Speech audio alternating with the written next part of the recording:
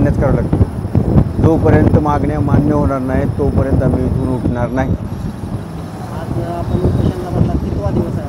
आज उपोषणाचा 3रा दिवस आहे। आतापर्यंत प्रशासन आपल्यापर्यंत पोहोचले आहे का? हो, पोचलेला आहे। काय तरी सांगितलं? त्यांचं काहीतरी म्हणाले, आम्ही पाठवलं आहे प्रस्ताव, बघू बोलू। आम्हाला तसलं गुळमेळीत काही नको आहे।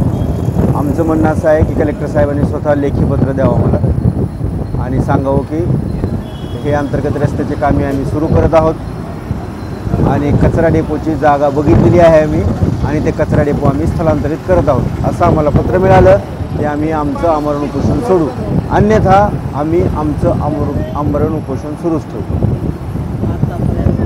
कचरा कोणतीची अडचण होती आलेच नाही का शासनाच्या? बघा, निदर्शनास आलंय का नाही का आम्ही आणून दिलंय, त्यांना खरं दिसत नसेल त्या गोष्टी, परंतु आम्ही वेळोवेळी त्यांना निदर्शनास आणून दिलं आहे। त्यांनी आंदोलन केले, रास्ता रोको केले, उठाव केले, तरी पण त्यांना कुठंही त्यांच्या कातडीला फरक पडलेला नाही। त्याचमुळे आज आमच्यावर ह्या फक्त कचऱ्याचं नियोजन व्यवस्थित करत नाहीत म्हणून आम्हाला आज आमरण उपोषण करायची वेळ आलेली आहे। परिणाम घडलेला आहे का? कचऱ्यापासून दूषित परिणाम घडला आहे का? कचऱ्यामुळे तुम्ही लक्षात घ्या, साधा आहे, जर घर नाही झाडलं तुम्ही तर तुमच्या घरात ढासं होतात। तुम्ही जर घरात स्वच्छता नाही ठेवली तर आजार निर्माण होतात, वातावरण दूषित घराचं होतं। हा जो कचरा आहे पूर्ण शहराचा कचरा तुम्ही शहराच्या अगदी मध्यभागी नेऊन टाकताय। आज त्या शहरामध्ये त्या कचऱ्याच्या ठिकाणी ढीग नव्हे तर मोठमोठे डोंगर तयार झालेले आहेत। मग हे जे डोंगर आहेत हे सातत्याने चाललेत दिवसेंदिवस, त्याच्यावर कसली प्रक्रिया नाही, त्याच्यावर कसलं काम नाही, ते कचरा इथून हलवलेला नाही आहे आणि संध्याकाळी परत त्या कचऱ्याला हे लोक पिटून देतात।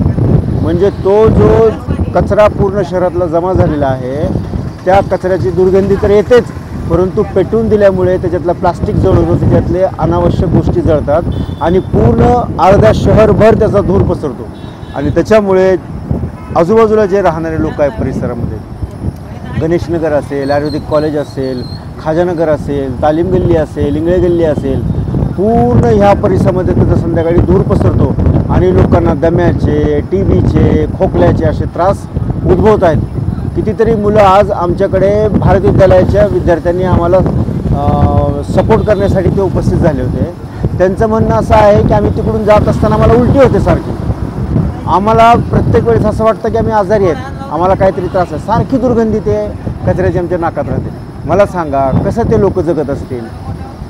मग हे प्रशासनाला आम्ही लक्षात आणून दिलेलं आहे ना। प्रशासनाला जरी दिसत नसलं तर आम्ही त्यांना दाखवून दिलेलं आहे की बाबा हे सध्या परिस्थिती आहे आमची, एवढा त्रास आहे, तर तात्काळ तुम्ही तो कचरा डेपो तिथून हलवला पाहिजे। मागील 3 दिवसापासून आम्ही या ठिकाणी आमरण उपोषणाला बसलो आहोत। शहरामध्ये जवळपास 140 कोटी रुपये रस्त्याला मंजूर आहेत। मागील 1 वर्षापासून निविदा प्रक्रिया झालेली असताना जाणून बुजून या ठिकाणी रस्त्याची कामं केली जात नाहीत। तसेच कचरा डेपोचा विषय अत्यंत गंभीर आहे। त्या ठिकाणी राहणाऱ्या लोकांना श्वसनाचा आजार जडत आहे, डोळ्यांचे विकार जडत आहेत। त्या ठिकाणचा कचरा डेपो स्थलांतरित करण्यात यावा अशी आमची मागणी आहे। आणि मंजूर काम आहेत, निविदा प्रक्रिया झालेली आहे, तरी देखील प्रशासन आडमुठे भूमिका घेते आणि कामं चालू करत नाही। जोपर्यंत आमच्या मागण्या पूर्ण होत नाहीत तोपर्यंत आम्ही उपोषणावर ठाम राहणार आहे। निवेदन दिलेलं आहे किंवा रस्ता रोको केला, त्यावेळेस काय आपल्याला? नाही, आम्ही रस्ता रोको केली, आंदोलनं केली, निवेदनं दिली, परंतु आम्ही सुरुवातीला निवेदन दिले की बाबा तुम्ही लवकरात लवकर कामं चालू करा, परंतु दखल घेतली नाही। परंतु आम्ही महाविकास आघाडीच्या वतीनं परत जिल्हाधिकारी कार्यालयासमोर रास्ता रोको आंदोलन केलं। रास्ता रोको आंदोलन केल्यानंतर मुख्याधिकारी आम्हाला लिखी दिलं 28 फेब्रुवारी रोजी आम्ही प्रत्यक्षात कामं चालू करू, पण फेब्रुवारी महिना गेला, मार्च गेला, एप्रिल संपला, तरी देखील कामं चालू नाहीत। म्हणून आम्हाला आमरण उपोषणाचा इशारा द्यावा लागला आणि आज आम्ही 3रा दिवस आहे आम्ही आमरण उपोषण करत आहेत। कचरा डेपो बाबतीत तसाच विषय आहे। नागरिकांनी महाविकास आघाडीच्या पदाधिकाऱ्यांनी कचरा डेपोवरचा कचरा उचलून नगरपालिकेच्या आवारामध्ये टाकला, परंतु आत्तापर्यंत नगरपालिकेने दखल घेतली नाही। आमची मागणी आहे की कचरा डेपो त्या ठिकाणचा स्थलांतरित करण्यात यावं। आम्ही आमचं उपोषण सोडणार नाही जोपर्यंत आमच्या मागण्या मान्य होत नाही तोपर्यंत.